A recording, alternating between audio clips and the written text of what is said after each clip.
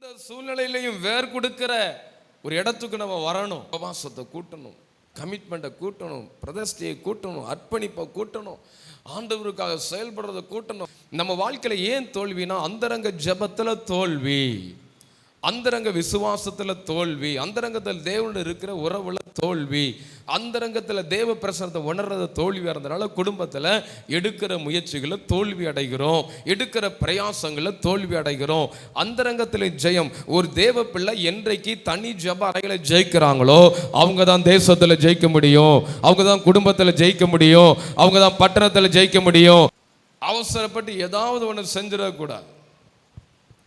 கல்யாணம், வீடு வாங்குறது, லோன் வாங்குறது, கடன் வாங்குறது, சில காரியத்தை செய்கிறது, மனசில் பட்டோன்னு டப்புன்னு போய் செஞ்சிடக்கூடாது. காத்திருக்கணும், ஜெபிக்கணும், கர்த்தருடைய நடத்துதலுக்கு அமர்ந்திருக்கணும். இந்த உலகம் பரியாசம் செய்யும், இந்த உலகம் உங்களை சிறையில் அடைக்கும், இந்த உலகம் உங்களை எகிப்தின் அடிமைத்தனத்திலே அடிமையாக விற்கப்பட்டதை போல பார்த்து உங்களை பரியாசம் செய்யும். ஆனால் பரலோகத்தில் இருக்கிற தேவன் உங்களை பார்த்து மகிழ்ந்து கொண்டிருப்பார். ஒரு குறிப்பிட்ட மணி நேரத்துக்கு முன்னாடி ஜெபிக்க முடியல, ஒரு மணி நேரத்துக்கு தாண்டி ஜெபிக்க முடியல, ஒரு அரை மணி நேரத்தை தாண்டி ஜெபிக்க முடியலனா நாம் அதிலே தோல்வி அடைகிறோம் என்றால் புரிந்து கொள்ளுங்கள், நீங்கள் நிறைய தோல்விக்காக காத்து கொண்டிருக்கிறீர்கள். அந்த ஜெபத்தில் நீங்கள் எழும்பும் பொழுது கர்த்தர் உங்கள் வாழ்க்கையில் ஜெயத்தை கட்டளையிடுவார். அப்ப இன்னைக்கு நம்ம தியானிக்க போகிறோம், காத்திருக்கிற காரியத்தை தான் நம்ம தியானிக்க போகிறோம். இந்த உலகத்துல மனிதர்களுக்கு பிடிக்காத ஒரு வார்த்தை என்ன அப்படின்னா காத்திருத்தல். டாக்டரை பார்க்க போவோம், டாக்டர் கொஞ்சம் லேட் ஆயிட்டுனா நமக்கு என்ன ஆயிரும், ஆமாம் வெளியே போய் ஒரு டீ குடிச்சிட்டு வந்துடலாமா, வெளியே அப்படியே ஒரு ரவுண்ட்ஸ் போயிட்டு வந்துடலாமா, இன்னும் ஒரு அரை மணி நேரம் ஆகுமா, சரி கொஞ்ச நேரம் அங்கிட்டு போவோம், அப்படி போவோம் அப்படின்ட்டு. ஒரு பஸ் ஸ்டாண்டில் போய் நின்னா கூட 1 to 1 தான் நம்ம ஏறுவோம், பாயிண்ட் டு பாயிண்டில் தான் ஏறுவோம். இதுனா ரொம்ப டைம் ஆகும் அப்படின்னு சொல்லி எல்லா காரியத்திலுமே நம்ம கொஞ்சம் வேகமாக தான் எதிர்பார்ப்போம். ஆனால் ஆண்டவர் சொல்கிறாரு, உலக காரியத்தில் எப்படியோ ஆனால் என்னுடைய சமூகத்தில் காத்திருக்க வேண்டிய விஷயத்தில் காத்திருந்து தான் ஆக வேண்டும். நிறைய காரியங்களில் நமக்கு காத்திருக்க கொஞ்சம் மனசு இருக்காது. ஆனால் நம்ம விரும்புகிறோமோ இல்லையோ சில காரியங்களில் நம்ம காத்திருந்து தான் ஆகணும், வேறு வழியே கிடையாது. இந்த காத்திருக்கக்கூடிய காலங்கள் அப்படிங்கிறது ரொம்ப முக்கியமான காரியம். வெயிட்டிங் பீரியட் அப்படி சொல்லுவாங்க. வெயிட்டிங் பீரியட், ட்ரெயினில் டிக்கெட் புக் பண்ணால் வெயிட்டிங் லிஸ்ட் அப்படி சொல்லுவாங்க, காத்திருப்பு பட்டியல். அடுத்து இந்த ஸ்கூலில் அந்த டீச்சருடைய வேலைக்கு சில வேலைக்கெல்லாம் சொல்லுவாங்க காத்திருப்பு பட்டியலில் அவங்க இருக்காங்க, வெயிட்டிங் பீரியடில் இருக்கிறாங்க. உலக வேலைகளில் அதே போல் சில காரியங்களில் தேவன் நம்மளையும் ஒரு வெயிட்டிங் பீரியடில் வச்சிருப்பார். அது ரொம்ப முக்கியமான காரியமாக இருக்குது. ஆனால் நம்ம கர்த்தருக்கு காத்திருக்க வேண்டிய அவசியங்களை நம்ம புரிந்து கொள்ளணும். இன்னைக்கு நம்ம தியானம் செய்ய போகிற காரியங்கள் கர்த்தருக்கு காத்திருக்கிற நம்முடைய வாழ்க்கையில் ஒரு 5 காரியம் நமக்கு இருக்கணும். கர்த்தருக்கு காத்திருக்கிற அந்த பீரியட், அந்த டைமில் இதெல்லாம் ஃபாலோ பண்ணி நம்ம காத்திருக்கணும். பொதுவாக காத்திருக்கிற விஷயத்தில் கொஞ்சம் எரிச்சல் வரும், கொஞ்சம் முறுமுறுப்பு வரும், ஆண்டவர் மேலே கொஞ்சம் கசப்பு வரும், அப்படிலாம் நிறைய இருக்கும். ஆனால் இதெல்லாம் தாண்டி நம்ம ஒரு 5 காரியங்களை கடைப்பிடிச்சாதான் புது பலன் அடைய முடியும். ஆமீன் சொல்லுங்க பார்க்கலாம். அல்லேலூயா, ஸ்தோத்திரம். சில நேரத்தில் வேறு வழி இல்லாமல் நம்ம காத்திருப்போம், அது வேறு கதை. ஆனால் நம்ம காத்திருக்கும் போது சில காரியத்தை நம்முடைய வாழ்க்கையில் நாம் அறிந்து கொள்ள வேண்டிய அவசியம் இருக்கிறது. அதில் முதல் குறிப்பை நம்ம தியானம் செய்வோம். ஆண்டவர் நம்மோடு பேசுவாராக. எடுத்துக்கொள்ளுங்க, லூக்கா 8ஆம் அதிகாரம். லூக்கா 8ஆம் அதிகாரம், அதில் 15வது வசனத்தை ஒருவர் வாசிக்க கேட்கலாம். நல்ல நிலத்தில் விதைக்கப்பட்டவர்கள் வசனத்தை கேட்டு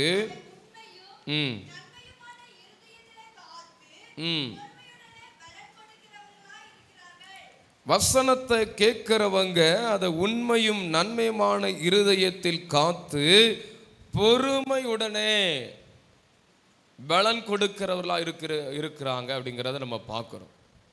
பிரியமானவர்களே, கர்த்தருக்கு காத்திருக்கிற நம்முடைய வாழ்க்கையில முதலாவது தேவன் நம்மகிட்ட அவர் எதிர்பார்க்கிற காரியம் பொறுமை. எது எதிர்பார்க்கிறார்? பொறுமை. அங்க வேதம் சொல்லுகிறது, உண்மையும் நன்மையுமான இருதயத்திலே காத்து பொறுமையுடனே பலன் கொடுக்கிறவர்களாக இருக்கிறார்கள் என்று வேதம் சொல்லுகிறது. பொறுமையோடு பலன் கொடுக்கணும். பிரியமானவர்களே, பலன் கொடுக்குவதில் நம்ம ரொம்ப தீவிரம் காட்டிடக்கூடாது. பலன் கொடுக்கறதுல நம்ம பொறுமையா இருக்கணும். காலை ஆராதனையில் நம்ம அந்த ஒரு பாயிண்ட்டை தான் இன்னைக்கு நம்ம தியானிச்சோம். எங்கே நம்ம பேசுவோம், எவ்வளோ நேரம் பேச முடியுதோ நம்ம பேசுவோம். ஏன்னா குறிப்பு மட்டும் சொல்லணுங்கிற மோட்டிவில் இருந்துடக்கூடாது. அதனால் கத்தர் அப்படி என்ன ஃப்ளோ பண்ணுறாரோ அதை நான் சொல்லிட்டு அப்படியே நம்ம ஜோ பண்ணி முடிக்கலாம். சரி, இப்போ பலன் கொடுக்கறதுக்கு முன்னாடி நம்ம ஒரு காரியத்தை செய்யணும். ஒரு மரம் பலன் கொடுக்கணும் அப்படிங்கிறத விட அதுக்கு முன்னாடி அந்த மரம் வேருண்ட வேண்டும். இன்றைக்கு அநேகர் நம்முடைய வாழ்க்கையிலே கர்த்தருக்கு ஸ்தோத்திரம் பலன் கொடுக்க வேண்டும். நான் என் குடும்பத்திற்கு ஆசீர்வாதமாக மாறணும், சபைக்கு ஆசீர்வாதமாக மாறணும், தேசத்துக்கு ஆசீர்வாதமாக மாறணும், எங்கள் சமுதாயத்துக்கு ஆசீர்வாதமாக மாறணும், எங்கள் சொந்தங்களுக்கு நான் ஆசீர்வாதமாக மாறணும், நான் எல்லாருக்கும் பலன் கொடுக்கணும், எல்லாருக்கும் நிழல் கொடுக்கிற மரமாக நான் மாறணும், என் மூலம் அநேக குடும்பம் ஆசீர்வதிக்கப்பட வேண்டும், என் மூலம் அநேகர் பிரயோஜனப்பட வேண்டும் என்ற விருப்பமும் எதிர்பார்ப்பும் நம்ம எல்லாருக்குள்ளும் இருக்கிற ஒன்றுதான். அது தவறில்லை. ஆனால் அந்த பலன் கொடுப்பதற்கு முன்பதாக, அந்த கிளைகளை விடுவதற்கு முன்பதாக, அந்த நிழல் கொடுப்பதற்கு முன்பதாக, அந்த பூத்து காய்த்து கனி கொடுப்பதற்கு முன்பதாக, அநேகருக்கு பிரயோஜனப்படுவதற்கு முன்பதாக அந்த மரத்திற்கு இன்னொன்று தேவைப்படுகிறது, வேர் தேவைப்படுகிறது. என்ன தேவைப்படுகிறது? வேர். நாம் பலன் கொடுக்க வேண்டும் என்கிற காரியத்தில் காட்டுகிற தீவிரத்தை கர்த்தருக்குள் நான் வேர் கொடுக்க வேண்டும் என்ற காரியத்தில் தீவிரத்தை குறைத்து விடுகிறோம். நம்ம வேர் பற்றினால்தான் பாருங்க, இந்த வருஷ வாக்குத்தத்தம் யாக்கோபு வேர் பற்றினால்தான் பூ பூக்க முடியும், காய் காய்க்க முடியும், கனி கொடுக்க முடியும். வேர் கொடுக்காமையே நான் பலன் கொடுக்கணும் நம்ம எதிர்பார்க்கிறோம். கர்த்தர் இந்த காலை வேளையில சொல்லுகிறார், நீங்க பலன் கொடுக்கணும்னா முதல்ல வேருண்ட வேண்டும். முதல்ல என்ன செய்யணும்? வேருண்ட வேண்டும். பாறைகளுக்குள்ளையும் சரி, எதிர்மறையான சூழ்நிலையிலும் சரி, கர்த்தருக்குள்ள அப்படியே வேருண்டணும். ஜபத்துல இரவு விடிய காலம் நைட்டு முழங்கால எஞ்சி நின்று நடந்து ஜப நட அப்படி இப்படின்னு சொல்லி ஜபத்துல அப்படியே வேருண்டணும். ஜபத்துல நம்ம மேட்டாப்ல இருந்துட்டு கனி கொடுக்கணும்னு நம்ம நினைக்க கூடாது. ஒரு ஆமேன்னு சொல்லிருங்க பார்க்கலாம். ஹல்லேலூயா. கரையம் செலுத்தணும். கடந்த நாட்கள் ஒரு தேவமணிகிட்ட பேசிட்டு இருக்கும்போது சொன்னார், ஒரு ஊழியக்காரர் இருக்கிறாராம், 15 மணி நேரம் முழங்காலே நின்று ஜெபம் பண்ணுவாராம். எத்தனை மணி நேரம் ஜெபம் பண்ணுவாராம்? 15 மணி நேரம். அப்போ அவருடைய விளைவு என்ன தெரியுமா?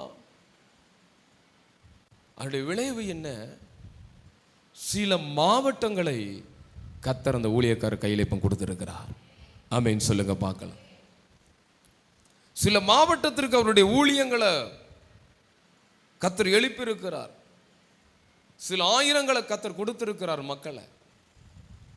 காரணம் என்ன தெரியுமா? அந்த முழங்கால் அவர் போட்ட வேர், அஸ்திபாரம். உங்க குடும்பங்கள் ஆசீர்வதிக்கப்படணும், பலன் கொடுக்கணும், உங்க ஃபேமிலி ஆசீர்வதிக்கப்படணும்னா வேர் விடணும், வேர் விடணும். கர்த்தருக்கு ஸ்தோத்திரம். கர்த்தரோடு இருக்கிற அந்த கனெக்ட்ல, அவரோடு இருக்கிற உறவுல இன்னும் வேர் விடணும், வேர் விடணும். அவரோடு இருக்கிற ஐக்கியத்துல வேர் விடணும். வேர்களை ரொம்ப ஸ்ட்ராங்கா விடணும். அப்பதான் நீங்க பலன் கொடுக்க முடியும். மலை மேல் உள்ள பட்டணம் மறைந்திருக்க மாட்டாது. வேற கொடுக்கணும். எந்த சூழ்நிலையிலையும் வேர் கொடுக்கிற ஒரு இடத்துக்கு நம்ம வரணும். உபவாசத்தை கூட்டணும், கமிட்மெண்ட்டை கூட்டணும், பிரதிஷ்டையை கூட்டணும், அர்ப்பணிப்பை கூட்டணும், ஆண்டவருக்காக செயல்படுறதை கூட்டணும். அந்த அந்த அந்த மறைமுகமா, அந்தரங்கமா, தனிப்பட்ட விதத்துல வெளியே கூடி ஜெபிக்கிறது கர்த்தருக்கு ஸ்தோத்திரம், வெளியே ஆண்டவர் ஆராதிக்கிறது ஸ்தோத்திரம். பிரஸ்னலா தனிப்பட்ட வாழ்க்கையில, தனிப்பட்ட விதத்துல தேவனோடு அந்த இருக்கிற அந்த உறவு, அதனால நல்லா நம்ம வேர் உண்டணும். ஆமீன் சொல்லுங்க பார்க்கலாம். அல்லேலூயா. வேர் ஊண்டினால்தான் நம்ம பலன் கொடுக்க முடியும். சில மரங்களுடைய வேர்களை நீங்க பார்த்தீங்கன்னா பயங்கரமா உள்ள போகும். ஆணி வேர் அப்படியே உள்ள இறங்கும். சில பில்டிங்கெல்லாம், சில ஒரு பில்டிங் பக்கத்துலலாம் சில மரங்கள் இருந்துச்சுன்னா அந்த பில்டிங்கை உடைச்சிட்டு அப்படியே அந்த வேர் உள்ள பயங்கரமா போகும். வேர் உடனும் உள்ள, அப்போதான் கனி கொடுக்க முடியும், அப்போதான் பலன் கொடுக்க முடியும். வேற அப்படியே விட்டுறக்கூடாது. இந்த தக்காளி செடி மாதிரி வேற விடக்கூடாது. நிறைய வேர் எப்படி தான் இருக்குது சபையில். தக்காளி செடி வேறு. தக்காளி செடியை பிடுங்கிறதுக்கு ஒரு 50 பேர் சேர்ந்து இழுக்க வேண்டாம். ஒரு சின்ன பிள்ளை போகிற வழியை பிடிங்கி தூக்கி துறை போட்டு போயிடும். சின்ன பிரச்சனை வந்தால் போதும், அவ்வளோதான். தக்காளி செடி இருக்கிற இடத்துல பாருங்கள், தண்ணியை கொஞ்சம் வேகமாக ஊற்றி விடுங்க, செடி என்ன செஞ்சிடும். ஆமாம், தக்காளி செடி மாதிரி நம்ம வேர் இருக்கக்கூடாது. ஆலமரத்தை போல வேர் பற்றி நம்ம நிற்கணும். ஒரு ஆமீன் சொல்லுங்க பார்க்கலாம். அல்லேலூயா.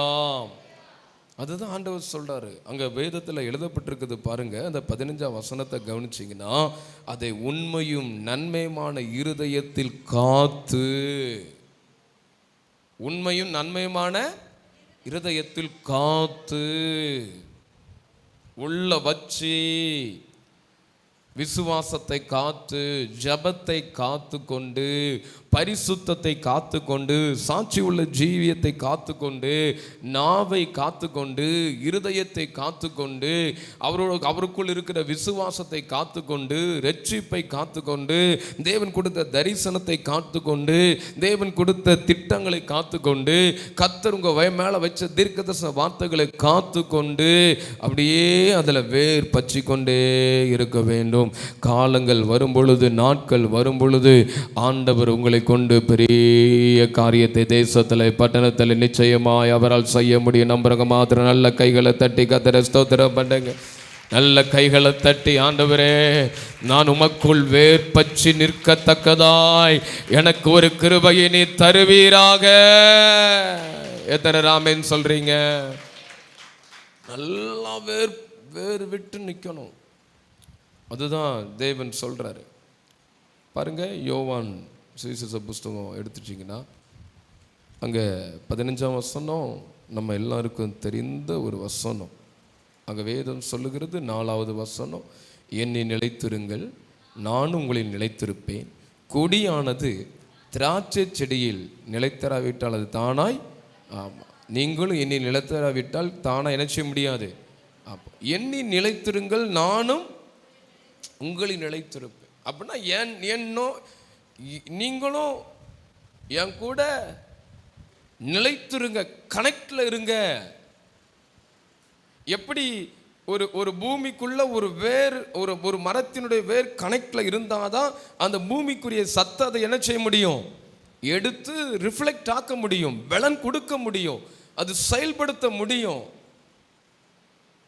அதே போல ஒரு தேவ பிள்ளை தேவனோடு இருக்கிற அந்த உறவுல இருந்தாதான், அந்த கனெக்ஷன்ல இருந்தாதான் அவர்கிட்ட இருந்து வருகிற சுகத்தை பெற்றுக்கொள்ள முடியும், அவர்கிட்ட இருந்து வருகிற நன்மையை பெற்றுக்கொள்ள முடியும். அந்த கனெக்ட்ல ஸ்ட்ராங்கா இருக்கணும். அதான் பவுல் சொல்றாரு, பசியோ பட்டினியோ வருங்காரியமோ நிகழ்காரியமோ உயர்வானாலும் தாழ்வானாலும் எதுவும் என்னை இயேசுவின் அன்பை விட்டு பிரிக்க மாட்டாது, என்னை பிரிக்க முடியாது. இதே காரியத்தை பழைய ஏற்பாட்டில் யார் சொல்றாங்கன்னா யோபு சொல்றார், அவர் என்னை கொன்று போட்டாலும் அவர் மேல் நான் நம்பிக்கையாயிருப்பேன், அவர் மேல் நான் நம்பிக்கையாயிருப்பேன்.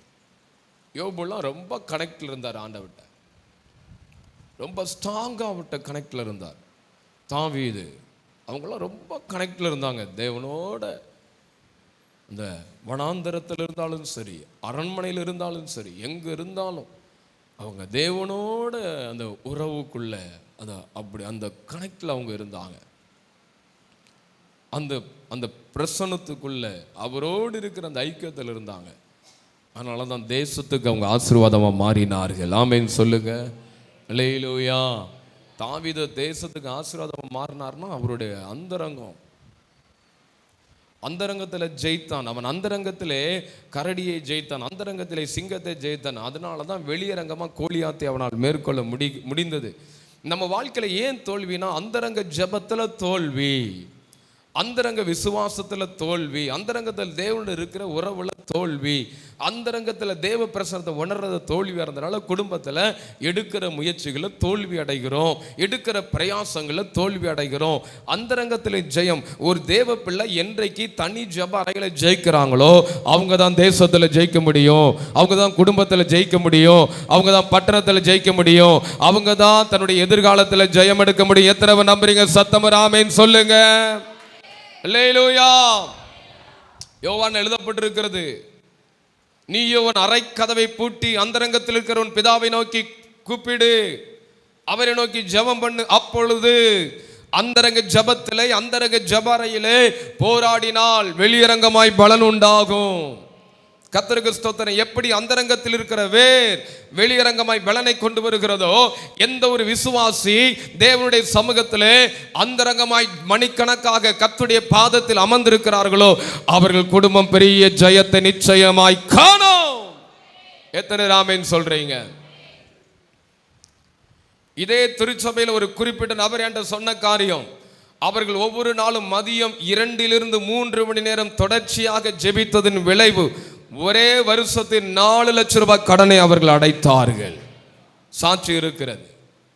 இந்த ஸ்தலத்தில் ஆராதித்த ஒருத்தங்க சொன்ன சாட்சி, தினமும் மதியம் 3 மணி நேரமோ 2 மணி நேரம் குறிப்பிட்ட மணி நேரம் வேற ஒன்றுல நல்ல ஆவில நிரம்பி அந்நிய பாஷையில நிரம்பி பரிசுத்த ஆவியானவர் கொடுக்கிற ஜப குறிப்பு தன் குடும்பத்துக்காக மட்டும் கிடையாது. சில நேரம் குடும்பத்துக்கு ஜெபிக்க வைப்பார், சில நேரம் தேசத்துக்கு, சில நேரம் சபைக்கு ஜெபிக்க வைப்பார். அவர்கள் சொல்லுகிறார்கள், நான் தொடர்ச்சியாக ஜெபித்தனுடைய விளைவு ஒரே வருஷத்தில் 4 லட்சம் ரூபாய் கடனிலிருந்து என்னை கர்த்தர் விடுதலை ஆக்கினார். எந்த ஒரு தேவ பிள்ளை அந்தரங்கத்தில் ஜெபிக்கிறார்களோ, அந்தரங்கத்திலே அவர்கள் கர்த்தரோடு இணைகிறார்களோ, அவர்கள் சமுதாயத்தில் ஜெயம் எடுப்பார்கள். எத்தனை ஆமென் சொல்ல முடியும்? நல்லா யோசிச்சு பாருங்க. ஏன் நம்ம வாழ்க்கையில தோல்வி? அந்தரங்கத்தை யோசிங்க, தனிப்பட்ட வாழ்க்கையை யோசிங்க, தனிப்பட்ட வாழ்க்கையில தேவனோடு இருக்கிற உறவுகளை யோசிங்க, தேவனோடு இந்த பிரசன்னத்தை உணர்கிற காரியத்தில் எந்த அளவுக்கு நம்ம ஸ்ட்ராங்கா இருக்கிறோம் உணர முடிகிறது. ஒரு குறிப்பிட்ட மணி நேரத்துக்கு முன்னாடி ஜெபிக்க முடியல, 1 மணி நேரத்துக்கு தாண்டி ஜெபிக்க முடியல, ஒரு அரை மணி நேரத்தை தாண்டி ஜெபிக்க முடியலனா நாம் அதிலே தோல்வி அடைகிறோம் என்றால் புரிந்து கொள்ளுங்கள், நீங்கள் நிறைய தோல்விக்காக காத்து கொண்டிருக்கிறீர்கள். அந்த ஜெபத்தில் நீங்கள் எழும்பும் பொழுது கர்த்தர் உங்கள் வாழ்க்கையில் ஜெய கட்டளை இடுவார். சத்தம் ஆமென் சொல்லுங்க. அல்லேலூயா. கர்த்தருக்குள்ள வேர் விடணும். அந்த வேர் விட்டு பொறுமையோடு நம்ம பலன் கொடுக்கணும். இங்க பாருங்க, யாக்கோபு எடுத்துக்கோங்க. கர்த்தருக்கு காத்திருக்கிற நம்ம வாழ்க்கையில் அந்த பொறுமை எப்படி இருக்கணும் அப்படின்னு சொல்லி யாக்கோபு 5ஆம் அதிகாரம் அதில் 7வது வசனத்தை வாசித்தீங்கன்னா அவங்க வசனம் சொல்லுது, இப்படி இருக்க சகோதரரே, கர்த்தர் வருமளவும் நீடிய பொறுமையாயிருங்கள். இதோ பயிரிடுகிறவன் பூமியின் நற்பலனை அடைய வேண்டுமென்று முன்மாறியும் பின்மாறியும் வருமளவும். இங்கே ஒரு பயிரிடுகிறவனை கவனியுங்கள். கர்த்தருக்கு காத்திருக்கிற புது பலன் அடைய வேண்டும் என்றால் பொறுமை குறித்து ஆண்டவர் நமக்கு ஒரு பாடம் எடுக்கிறார். ஒரு லேர்ன் பண்றதுக்கு கர்த்தர் கற்றுக் கொடுக்கிறார். இதோ பயிரிடுகிறவன் பூமியில் ஒரு நற்பலனை, பூமியில இருந்து ஒரு நன்மையை அடைய, பூமியில இருந்து ஒரு ஆசீர்வாதத்தை பெற்றுக்கொள்ள, பூமியில இருந்து ஒரு நன்மைகளை பெற்றுக்கொள்ள, பூமியின் மூலம் கிடைக்கிறது நன்மையை தன் வாழ்க்கையில பெற்றுக்கொள்வதற்கு அந்த பூமியில பயிரிடுகிறவன் பாருங்க, முன்மாறியும் பின்மாறியும் வருமளவும் நீடிய பொறுமையோடு காத்திருக்கிறான். நம்ம எல்லாருக்கும் தெரியும், மேக்சிமம் எல்லாருக்கும் இந்த காரியம் தெரியும். முன்மாறி மலை பின்மாறி மலை என்று சொல்லுவார்கள். முன்மாறி மலை என்றால் என்ன, பின்மாறி மலை என்றால் என்ன? கிராமத்தில் போனால் கரெக்டாக சொல்லிடுவாங்க. அதாவது சில பயிர்களை வானம் பார்த்த பூமி அப்படிம்பாங்க. அந்த மழை பெய்யறதை அதை பிளான் பண்ணி தான் அந்த விவசாய நிலத்தில் அந்த விதைகளை வைப்பாங்க. அப்போது ஸ்தோத்திரம், சில இடங்களில் பார்த்தீங்கன்னா சில நேரம் நாங்கள் இங்கே அருப்புக்கோட்டை எங்கெல்லாம் ஜோமனை போன்னு சொல்லுவாங்க, ஐயா இந்த மாதிரி ஜோமனிக்கோங்க, மழை பெஞ்சாதான் நாங்கள் இந்த விதையை நாங்கள் விதைக்க முடியும் அப்படின்னு. அப்போ மழை ஓரளவு நல்லா பேஞ்சிட்டுனா அந்த நிலம் நல்லா கூலிங் ஆயிரும், ஹீட்லாம் குறைஞ்சிரும். குறைஞ்ச பிறகு அதுக்கப்புறம் அவங்க விதையை விதைப்பாங்க. அதுதான் முன்மாறி. அது விதைச்ச பிறகு பார்த்தீங்கன்னா அடுத்து அவங்களுக்கு ஒரு மழை பெய்யணும். அது வளர்ந்து வருகிற அந்த பீரியடில் நல்ல ஒரு மழை அடித்து பெய்யணும். பெஞ்சாதான் அது நல்ல அதுக்கப்புறம் பலன் கொடுக்கும். ஒரு நிலத்தில் பயிரிடுகிறவன் அந்த பூமியில நற்பலனை அடைய வேண்டும் என்று முன்மாறிக்காகவும் பின்மாறி வருமளவும் நீடிய பொறுமையோடு காத்திருக்கிறான். எப்படி காத்திருக்கிறானா? நீடிய பொறுமை. நம்முடைய வாழ்க்கையில் ஒரு காரியத்தை நம்ம புரிந்து கொள்ள வேண்டும். நாம் எதிர்பார்க்கிறோம், இன்றைக்கு நான் ஜெபித்தால் நாளைக்கு என் தேவன் அற்புதம் செய்ய வேண்டும் என்று சொல்லி. நான் சில காரியத்திற்காக ஒரு வருடம் ஜெபிக்கிறேன், எந்த மாற்றமும் இல்லை என்று நீங்கள் சொல்லி யோசித்துக் கொண்டிருக்கலாம். ஒரு காரியத்திற்காக நான் நீண்ட வருடம் காத்து கொண்டிருக்கிறேன், ஆனால் எந்த மாற்றமும் அதில் இல்லை என்று யோசித்துக் கொண்டிருக்கலாம். நன்றாக புரிந்து கொள்ளுங்கள், நம்முடைய தேவனுக்கு தெரியும் எப்போ நம்ம ஜெபத்துக்கு எந்த பதிலை எந்த நேரத்தில் கொடுக்கணும்னு அவருக்கு தெரியும். அவர் நீடிய பொறுமை உள்ளவர். அவர் நீடிய பொறுமை உள்ளவர். இந்த காலவேளை வந்திருக்கிறவங்களுடைய வாழ்க்கையில ஏதாவது காரியத்துக்கு ரொம்ப வருஷம் நீங்க ஜெபிச்சுட்டே இருக்கலாம். நீங்க நினைக்கலாம், பாஸ்டர் ஆண்டவரின் ஜெபத்தை கேட்கல. அப்படி இல்லை, உங்க ஜெபத்தை கர்த்தர் கேட்டிருக்கிறார். உங்க ஜெபம் பரலோகத்தில் எழுதப்பட்டு இருக்கிறது. உங்க ஜெபம் பரலோகத்துக்கு கொண்டு போகப்பட்டு இருக்கிறது.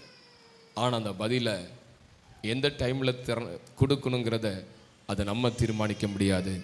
அது தேவனுடைய தீர்மானம்.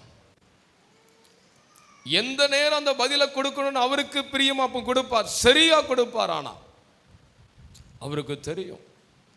நம்ம நினைப்போம், இத்தனாம் தேதி இந்த காரியத்தை கர்த்தர் எனக்கு செஞ்சு கொடுத்துட்டா நல்லா இருக்குமே, இந்த லோன் இப்போ கிடைச்சா நல்லா இருக்குமே, இந்த பணம் இப்போ எனக்கு கிடைச்சா நல்லா இருக்குமே, இந்த படிப்பு இப்போ எனக்கு கிடைச்சா நல்லா இருக்குமே, எனக்கு இந்த வேலை இப்போ கிடைச்சா நல்லா இருக்குமே, இப்போ இந்த வருமானம் வந்தால் எனக்கு நல்லா இருக்குமே, அவங்ககிட்ட இந்த காசு வர வேண்டி இருக்குது, அந்த காசு இந்த டைம் வந்தால் நல்லா இருக்குமே அப்படின்னு சொல்லி சில தேவைகள், சில சூழ்நிலைகள், சில சந்தர்ப்பங்கள் வரும் பொழுது இந்த ஜெபத்துக்கு இதுக்காக நான் இவ்வளவு நாள் ஜெபிச்சிருக்கிறேனே, இதுக்கான பதிலை கர்த்தர் இந்த டைம்ல எனக்கு தந்தா நலமா இருக்குமே என்று சொல்லி சில காரியத்தை குறித்து நீங்கள் யோசித்துக் கொண்டிருக்கலாம். ஆனால் ஆண்டவர் உங்களை பார்த்து சொல்லுகிறார், உங்கள் ஜெபத்திற்கான பதிலை சரியான நேரத்தில், சரியான வேளையில், சரியான நபர்களை கொண்டு உங்கள் கரத்தில் அவர் தருவதற்கு அவர் போதுமானவராக இருக்கிறார். நம்பருக்கு மாத்திரம் கைகளை உயர்த்துவர். அல்லேலூயா, அல்லேலூயா.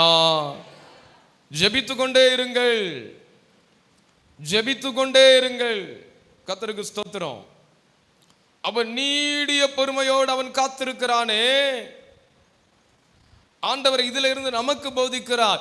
எப்படி ஒரு பயிரிடுகிறவன் அந்த மழையை எதிர்பார்த்து காத்திருக்கிறானோ அதே போல நீங்கள் காத்திருங்கள். எப்படி அந்த மனிதனுக்கு ஒரு நன்மை கிடைத்ததோ அதே போல அதற்கான நன்மை உங்களுக்கும் வந்து சேரும். ஆமென் சொல்லுங்க. அல்லேலூயா. நீடிய பொறுமை. அப்படியே காத்திருக்கணும். அவசரப்படக்கூடாது, அவசரப்பட்டு பேசிடக்கூடாது, அவசரப்பட்டு ஏதாவது ஒன்று செஞ்சிடக்கூடாது. கல்யாணம், வீடு வாங்குறது, லோன் வாங்குறது, கடன் வாங்குறது, சில காரியத்தை செய்கிறது, மனசில் பட்டோன்னு டப்புன்னு போய் செஞ்சிடக்கூடாது. காத்திருக்கணும், ஜெபிக்கணும், கர்த்தருடைய நடத்துதலுக்கு அமர்ந்திருக்கணும், அவருடைய பாதத்தில் தொடர்ந்து ஜெபிக்கணும், கன்ஃபர்மேஷனுக்காக வெயிட் பண்ணணும். நிறைய காரியம் இருக்குது. டப்பு டப்பு டப்புன்னு எந்தையும் செஞ்சிடக்கூடாது. பொறுமையாக ஜெபம் பண்ணணும், அடையாளத்தை கேட்கணும், ஆண்டவர்கிட்ட நடத்துதலை கேட்கணும், வேர்ட்ஸை கேட்கணும், வார்த்தையை கேட்கணும். டப்பு டப்புன்னு என்னத்தையாவது செஞ்சிடக்கூடாது. பொறுமை. ஒரு ஆமீன் சொல்லுங்க. அல்லேலூயா. பொறுமையாக இருக்கணும். அவசரப்பட்ட எத்தனையோ ஜனங்கள் தன் வாழ்க்கையில் எவ்வளவோ காரியங்களை இழந்து போயிருக்கிறார்கள். அவசரப்பட்டு சில பணங்களை அனுப்பிடுவாங்க. இந்த மாதிரி உங்களுக்கு இத்தனை கோடி விழுந்திருக்கு, இத்தனை லட்சம் விழுந்திருக்குன்னு அதை அப்படியே அனுப்பிவிட்டு நிறைய அந்த மாதிரி பிரச்சனையில் மாட்டியிருக்கிறாங்க. அவசரப்படவே கூடாது. பொறுமை. எந்த ஒரு முடிவு நிதானமாக எடுங்க. கர்த்தருடைய பாதத்தில் காத்துருங்க. அவசரப்பட்டு எந்த தீர்மானத்தையும் எடுக்காதீங்க. ஆண்டவர் சொல்றார், பொறுமையோடு காத்திருங்க. You have to wait.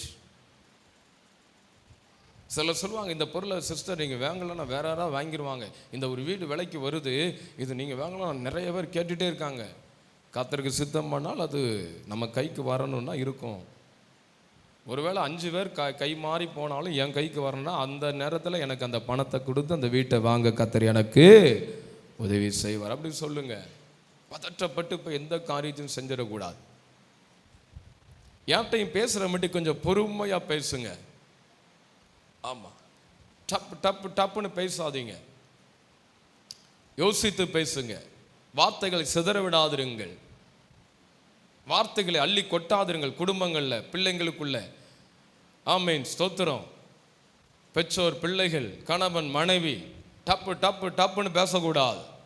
பொறுமையாக இருக்கணும். ஆண்டவருக்கு ஸ்தோத்திரம். பாஸ்டர் எதுவுமே நான் இருதயத்தில் வைக்க மாட்டேன் அப்படி பேசக்கூடாது. மனசில் பட்டதெல்லாம் நான் பேசுனேன் அப்படி பண்ணக்கூடாது. You have to wait. நிதானமாய் கேளுங்கள், நிதானமாய் பேசுங்கள். ஆண்டவருக்கு ஸ்தோத்திரம். மனசில் நினைச்சதெல்லாம் எல்லாத்தையும் சொல்லிடும் நினைக்காதீங்க. அதை தேவன் விரும்புவது இல்லை. சில காரியத்தை சீக்ரெட் பண்ணணும், சில விஷயத்தில் கவனமாக இருக்கணும். ஆண்டவர் சில பொறுமையை கையாளணுங்கிறாரு. இயேசு அந்த தேவ சித்தம், தேவ திட்டம் சில நேரம். ஆமேன். இந்த தாவீதை பார்க்குறோம், ஜீசஸை பார்க்குறோம் இல்லையா? இந்த சீமையை தூசிக்கிறான். அப்போ தாவீதுக்கு பக்கத்தில் இருக்கிற ஆயுததாரி சொல்கிறான், ஆண்டு தாவீதே ஒரு வார்த்தை சொல்லும், இவனை நான் பார்த்துக்கிறேன் அப்படிங்கிறான். தாவீது சொல்கிறான், விட்டுரு. கர்த்தர் அவனை தூசிக்கு என்னை அனுமதிச்சிருக்கிறார், பேசட்டும், விட்டுரு. இயேசுவை கன்னத்தில் அறைந்து கொண்டு சொல்லுகிறார்கள், உன்னை அடித்தது யார் என்று எனக்கு சொல் என்று சொல்லுகிறார்கள். இயேசுவால் சொல்ல முடியாதா? இயேசுவால் யார் அடித்தார் என்று அவங்களால சொல்ல முடியாதா? சொல்ல முடியும். பிலாத்து கேட்குறான், ஏரோது கேட்குறான், உன்னை விடுதலையாக்க எனக்கு அதிகாரம் இருக்கு, ஒரு அற்புதம் எனக்கு செய். ஒரு உண்மையாக இருந்தார். சில இடத்துல சில விஷயத்துல நம்ம பொறுமையாக இருக்கணும். ஸ்தோத்திரம். தேவன் சொல்லுகிறார், அவருடைய பாதத்தில் காத்திருக்கிற நம்ம அந்த காலங்களில் பொறுமையோடு இருக்கணும். ஜெபத்தில் மட்டும் இல்லை, லைஃப்பில் நிறைய விஷயத்தில் பொறுமை வேணும். வார்த்தைகளை மாறி மாறி அள்ளி வீசாதிருங்கள். பொறுமையோடு சில காரியங்களை சொல்லுங்க, பேசுங்க. குடும்பங்களில் ஒருத்தங்க பேசுகிறாங்களா, அவங்கள காது கொடுத்து கவனிங்க. கவனித்து உத்தரவை சாந்தத்தோடு சொல்லுங்க. கர்த்தருக்கு ஸ்தோத்திரம். அப்போதான் பலனடைய முடியும். காத்திருக்கிற காலங்கள் பொறுமையாக அந்த காலங்களை கொண்டு போகணும், நிதானமாக கொண்டு போகணும். நான் சில விஷயத்துக்கு ஆண்டவரே சொல்லிடுவேன், ஆண்டவரே இப்படியே நீங்கள் நடத்தி கொண்டு போனால் கூட எனக்கு ஒன்றும் பிரச்சனை இல்லை ஆண்டவரே. ஆமாம், இப்போ பெரிய சர்ச்சு கட்டி பெரிய கூட்டத்தை பார்க்கணும் எனக்கு அவசியம் கிடையாது. உங்களுக்கு பிரியம் இல்லாமல் நான் போயிடக்கூடாது, உங்களுக்கு பிரியமாக இருக்கணும், அவ்வளோதான். அதனால் நம்ம செய்வோம், சில ஊழியங்களை செய்வோம், சில காரியங்களை செய்வோம், ஜெபம் பண்ணுவோம். அதனால் பொறுமை இழந்து ஆண்டவர்கிட்ட ஏதாவது பேச, ஆண்டவர் இப்படி நான் ஜெபம் பண்ணுறேன்ல, இப்படி உபவாசம் இருக்கலாம், இப்படி ஊழியம் அப்படிலாம் சொல்லவே கூடாது. அவர் சமூகத்தில் ஏதாவது வேதம் சொல்லுகிறது மனம் பதறி பேசிடக்கூடாது. பிரசங்க 5 நம்ம பார்க்குறோம், 5 இல்லை 4, 5, 6, 7 வசனம் நமக்கு தெரியும். தேவதூதன் உனக்கு முன்பதாக நிற்கிறார், மனம் பதறி சொல்லிட்டேன்னு சொல்லாத, அப்படி சொல்லிட்டா கையின் கிரியைகள் பாதிக்கப்பட்டுரும், கையின் பிரயாசத்தை அழிப்பான் ஏன் என்று வேதம் சொல்லுகிறது. மனம் பதறி ஏதாவது சொல்லிடக்கூடாது.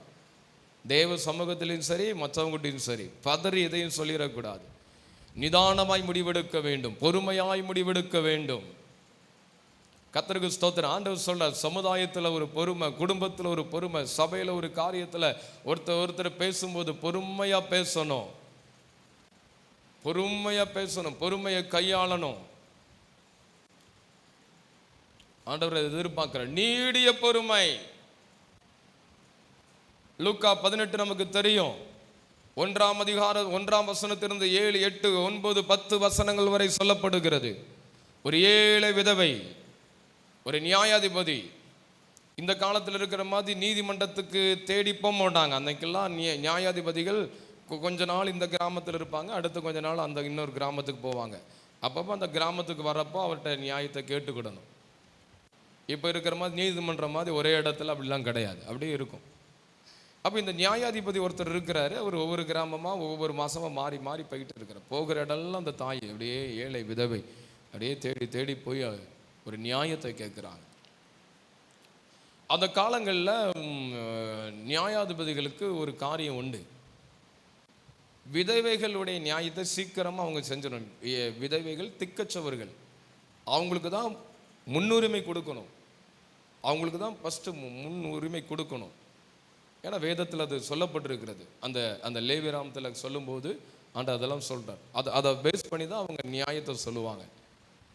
ஆனால் இந்த ஏழை விதவை காரியத்தில் எதுவுமே முன்னுரிமை கொடுக்கல, பெருசாக கண்டுக்கிடலை.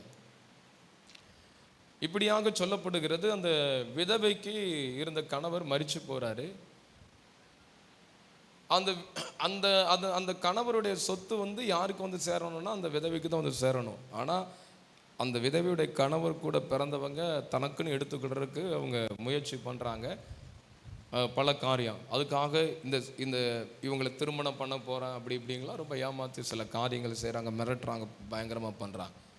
ஆனாலும் அந்த காரியத்தில் நியாயம் கிடைக்க அந்த ஸ்திரீ ஒவ்வொரு நாளும் அங்கே நியாயாதிபதி இடத்துல போகிறாங்க.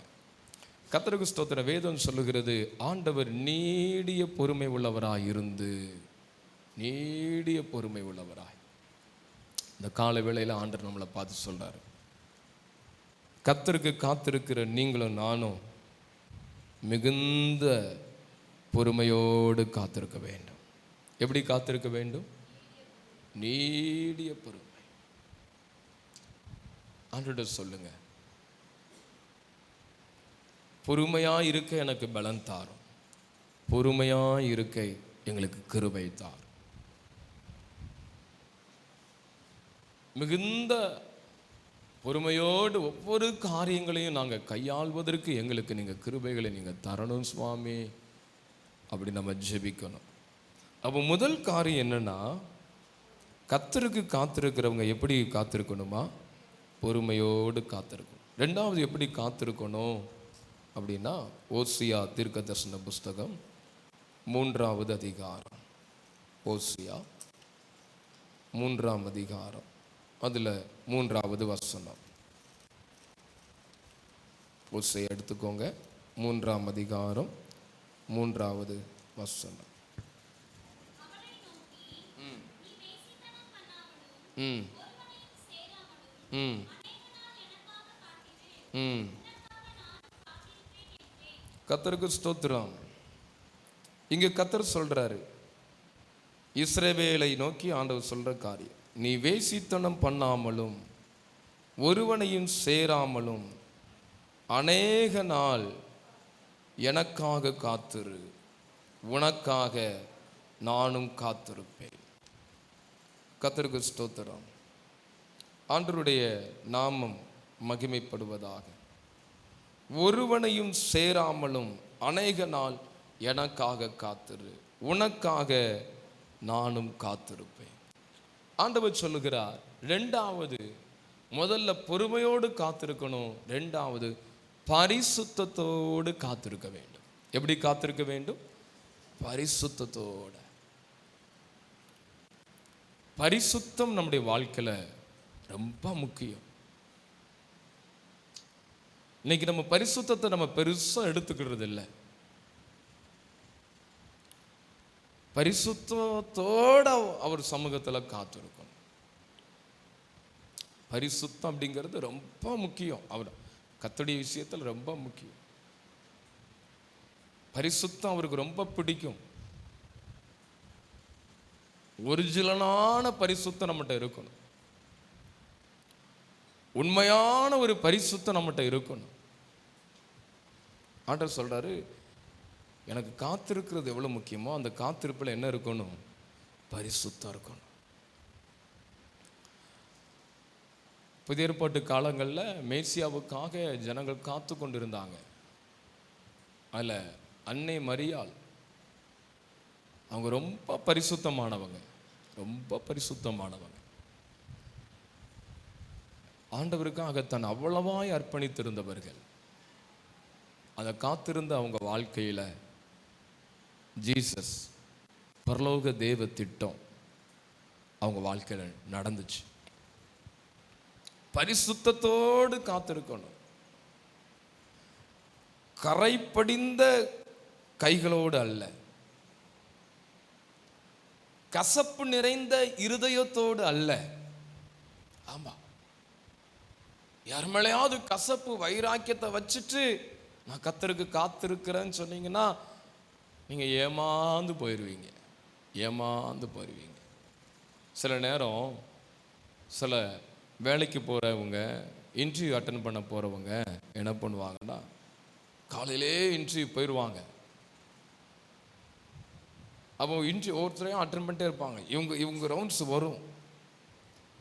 ஒரு 2 பேர் முன்னாடி இருக்கும்போது அவங்க ஃபைலை எடுத்து பார்ப்பாங்க. முக்கியமான ஒரு சர்டிஃபிகேட் என்ன செய்யாது, இருக்காது. அடுத்து ஐயோ இந்த சர்டிஃபிகேட் கேட்பாங்களே, ஊரில் வச்சுட்டு வந்துட்டேனே, அவங்க பரிதவிப்பாங்க இல்லையா? எவ்வளோ வேதனையாக இருக்கும்.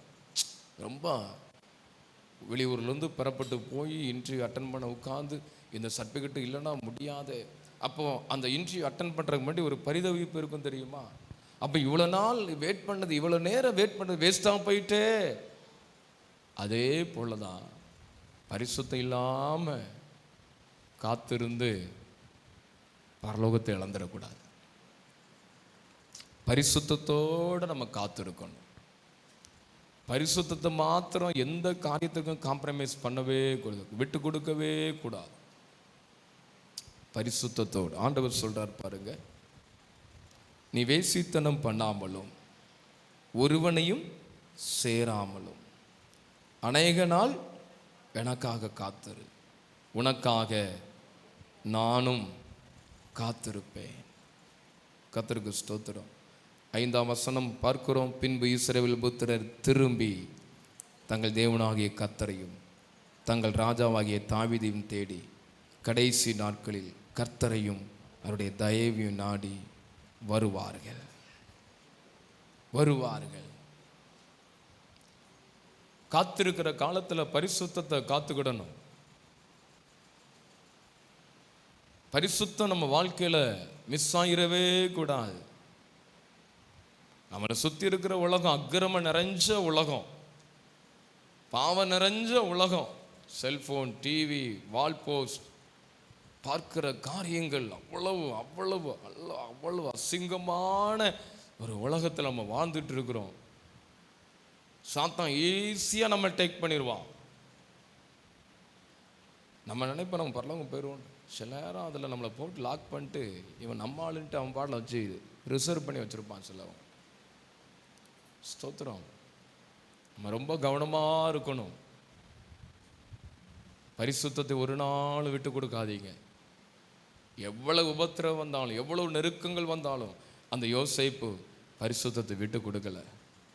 நான் ஆண்டவருக்கு இவ்வளோ உண்மையாக இருந்தேனே, இன்னைக்கு நான் எகிப்தில் அடிமையாக இருக்கிறேனே, அதனால என்னுடைய பரிசுத்தத்தை நான் விட்டு கொடுக்கணும்னு சொல்லி அவன் விட்டு கொடுக்கவே இல்லை. யோசேப்புடைய அண்ணன் மாதிரி சொன்னான், இவன் பரிசுத்தம் இருந்தான், இவனுக்கு கிடைச்சது இப்போ எகிப்து தானே, இப்போ சிறைச்சாலையில் தானே கிடக்கிறான், இவன் அடிமையை தானே போயிருக்கிறான், என்னமோ பரிசுத்தம்னு சொன்னான் அப்படின்னு அவங்க பரியாசம் பண்ணியிருப்பாங்க. இவன் சொப்பனம் எப்படி நிறைவேறுகிறது பார்க்கலாம், இவனுக்கு கர்த்தர் எப்படி உயர்வை கொடுக்கிறார் பார்க்கலாம், எப்படி இவனுக்கு ஒரு நன்மை நடக்கிறது பார்க்கலாம் என்று சொல்லி சகோதரர்களும் உடன் பிறந்தவர்களும் அவனை சார்ந்த சொந்தங்களும் பந்தங்களும் அவனை குறித்து ஆமேன் சோத்திரம் பரியாசத்தை சொல்லி சொல்லி சொல்லி கொட்டி கொண்டிருந்தார்கள். இதே போல நீங்கள் கர்த்தருடைய சமூகத்திலே பரிசுத்தத்தோடு கர்த்தருடைய ஆலயத்திற்கு ஞாயிற்றுக்கிழமை தோறும் உபவாச ஜெபங்கள், இரவு கூட்டங்கள், ஊழியங்கள் என்று சொல்லி பரிசுத்தம் எனக்கு முக்கியம், பரிசுத்தமாக வாழணும் ஐயா, பரிசுத்தமாக ஜீவிக்கணும்யா, யாரையாவது வேதனைப்படுத்த மன்னிச்சிருங்கய்யா ஏசப்பா, என்னுடைய காயங்கள் யாரு மேல எனக்கு கசப்பு இருக்கக்கூடாது, என் இருதயம் திறந்த புஸ்தகத்தை போல இருந்து நான் பரிசுத்தமுள்ள ஜீவியத்தை வாழ வேண்டும் என்று சொல்லி நாம் ஜெபிக்கும் பொழுது, அதற்காக நம்மளை அர்ப்பணிக்கும் பொழுது, அதற்காக நம்மளை அர்ப்பணித்து செயல்படும் பொழுது, இந்த உலகம் பரியாசம் செய்யும், இந்த உலகம் உங்களை சிறையில் அடைக்கும், இந்த உலகம் உங்களை எகிப்தின் அடிமைத்தனத்திலே அடிமையாக விற்கப்பட்டதை போல பார்த்து உங்களை பரியாசம் செய்யும். ஆனால் பரலோகத்தில் இருக்கிற தேவன் உங்களை பார்த்து மகிழ்ந்து கொண்டிருப்பார். சீக்கிரத்தில் என் மகன் யோசேப்பை நான் எகிப்து தேசத்தில் அதிபதியாக உயர்த்த போகிறேன் என்று சொல்லி வந்த நாட்களை அவர் எதிர்பார்த்து காத்து கொண்டிருக்கிறார். கைகளை தட்டி கர்த்தரை ஸ்தோத்திரம் பண்ணுவோமா? அல்லேலூயா, அல்லேலூயா.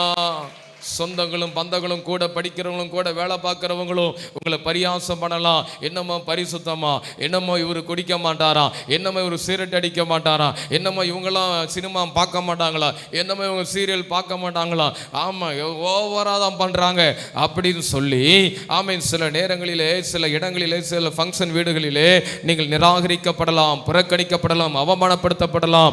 ஆமேன் ஸ்தோத்திரம். இந்த சினிமா, இந்த இடத்தில் சினிமா ஓடினால் நான் வெளியே அமர்ந்து கொள்கிறேன்.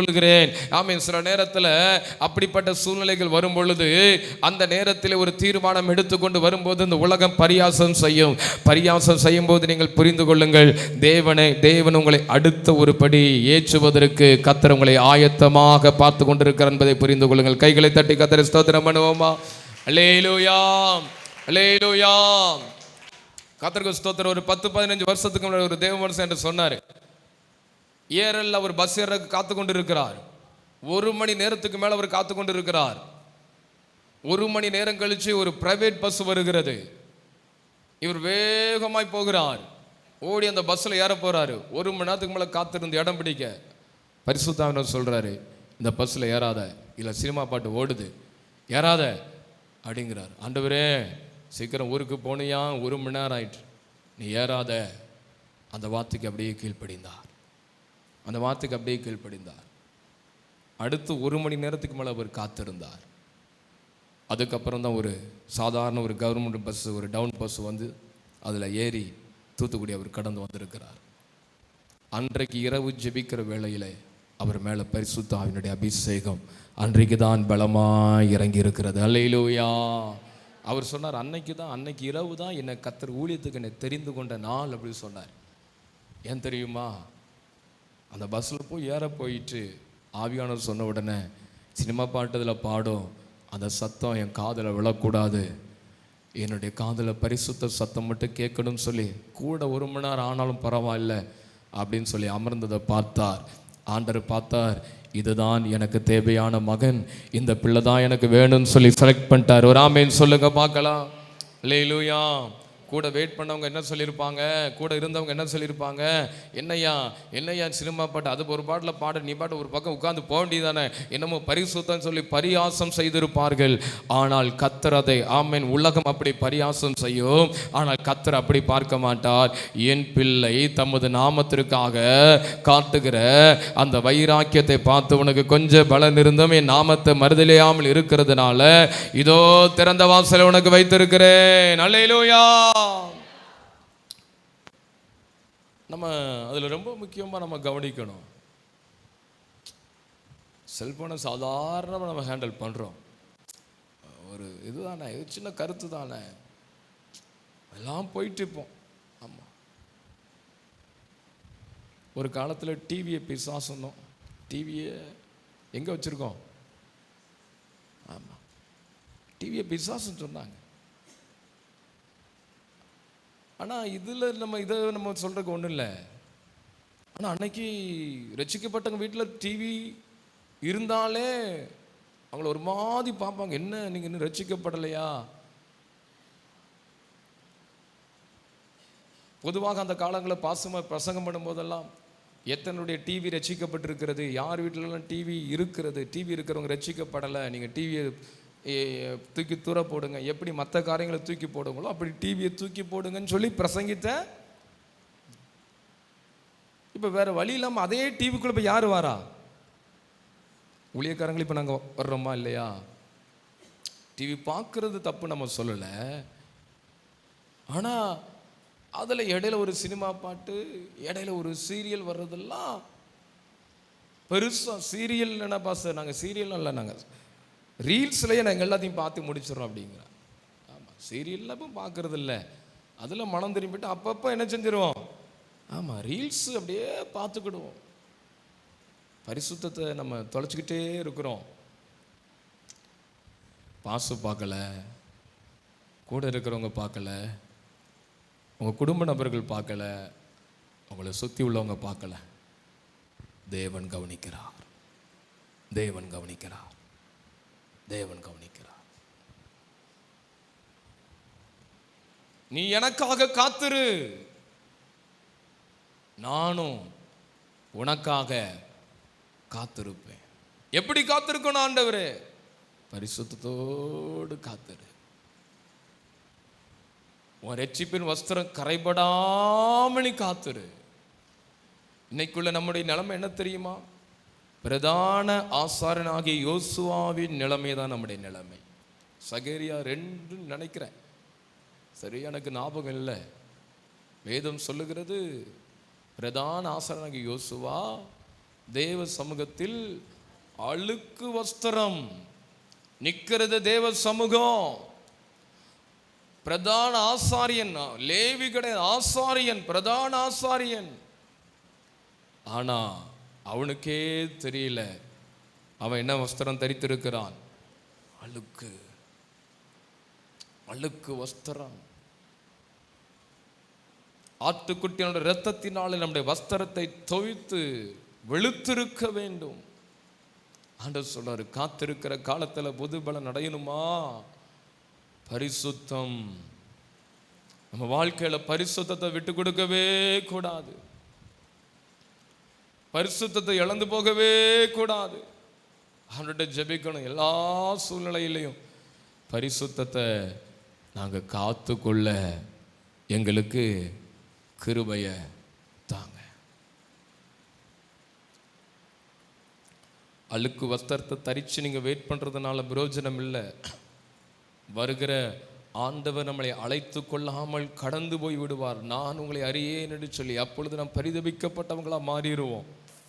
ஆண்டவர் சொல்லுங்க, ஆண்டவரே எந்த நிலையிலும் நான் எதற்காகவே என் பரிசுத்தத்தை இழக்காதபடி என்னை காத்துக்கொள்வீராக, என்னை காத்துக்கொள்வீராக. அநேக விசுவாச பிள்ளைகள், அநேக தேவ ஊழியர்கள் பஸ்ஸில் போகும்போது மேக்சிமம் ப்ரைவேட் பஸ்ஸில் ஏற மாட்டாங்க. என்ன எப்படி ஏதாவது பாட்டு போடுவாங்க, இது பண்ணுவாங்க. கவர்மெண்ட் பஸ்ஸில் போயிடுவாங்க. ஸ்தோத்திரம். அதை நாம் கண்டும் காணாதவர்களாய் போய்விடக்கூடாது. இப்போ எங்களுடைய வாழ்க்கையில் எங்களுக்கு பெருசாக அந்த சோதனை வரும்னு நாங்கள் சொல்ல முடியாது. எங்கள் சொந்தக்காரங்க வீட்டுக்கு போனாலும் இந்த மாதிரி சினிமா பாட்டு, சினிமா காரியத்துக்கு நாங்கள் பெருசாக இருக்க வாய்ப்பில்லை, போயிட்டு சீக்கிரமாக வந்துடுறோம். ஆனால் உங்களுடைய வாழ்க்கையில் சில வீடுகளில் 2 நாள் 3 நாள் இருக்க வேண்டிய நிலை என்ன செய்யும், இருக்கும். அந்த சிச்சுவேஷன் வரும். அந்த நேரம் நீங்கள் உண்மையாக இருந்துடணும். எஸ்அப்பாவுக்கு பிரியமாக இருந்துடணும். சினிமா பாட்டு சுற்றி சுற்றி கேட்கும். இன்னைக்கு ஒரு படத்தை எல்லாரும் சேர்ந்து பார்ப்போம் வாங்க, அதில் ரொம்ப கவனமாக இருக்கணும், அதில் ரொம்ப உண்மையாக இருக்கணும். குடும்பமே சேர்ந்து எழுத்து நிற்கும். என்னமோ நீங்கள் வானத்திலிருந்து கூச்ச மாதிரில இருக்கீங்க, நாங்களும் கோயிலுக்கு தானே போகிறோம் அப்படிம்பாங்க. ஆனால் நின்றுடணும். ஆமைன்னு சொல்லுங்க, கர்த்தருக்காக நின்றுடணும். கர்த்தர் அதை கவனிச்சுட்டே இருப்பார். பாஸ்டருக்கு தெரியாது. உங்களுடைய அந்த அந்த சிச்சுவேஷனில் நீங்கள் எதிர்கொள்ளுகிற பிரச்சனை பாஸ்டருக்கு தெரியாது, மற்றவங்களுக்கு தெரியாது. கர்த்தர் அதை கவனிப்பார். பரவாயில்லைய, என் பிள்ளை இதுலையும் எனக்காக நின்றுட்டேன். சரி, அடுத்த வாரம் பாவரிக்கை ஜெபத்தில் ஒரு ஜெபத்தை போட்டுக்கிட வேண்டிதான் அப்படின்னு சொல்லி நீங்கள் பார்த்துட்டீங்கன்னா ஸ்தோத்திரம், புது பலன் அடைய முடியாது. 5 நிமிஷத்தில் பாசம் முடிச்சிருவார். அதுக்கப்புறம் நம்ம வீட்டில் போய் கறி எடுக்க என்ன, சோறை வைக்க என்ன, குழம்பு வைக்க என்ன, கறியை பொரிக்க என்ன, சுற்றி ரவுண்டு கட்டுறது என்ன அப்படின்னு போகாம போய் ஜெபம் பண்ணுங்க. ஆண்டவரே, சுத்த இருதயத்தை எனக்குள் சிருஷ்டிப்பீராக.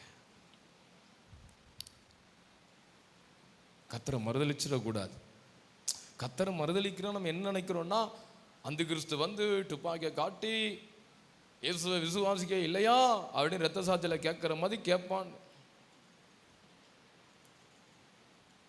துப்பாக்கிலாம் காட்ட வேண்டாம், ஒரு ரூமில் அடைச்சி செல்போனை கொடுத்தா போதும் 2 நாளில். ஸ்தோத்திரம். பரிசுத்தத்திற்காக நான் எதையும் விட்டு கொடுக்க தயாராக இல்லை என்கிற ஒரு வைராக்கியம் உள்ள ஒரு தேவ பிள்ளை எழும்பினால் அவர்கள் தான் இந்த தேசத்திற்கு ஒளியாக மாறுவார்கள். அவர்கள் அந்த தேசத்துக்கு ஒரு வெளிச்சமாய் மாறுவார்கள். அதான் ஆண்டவர் சொல்றார், நீனும் எனக்காக காத்திரு, நானும் உனக்காக காத்திருப்பேன். எல்லாரும் எழுந்து நிற்கலாமா?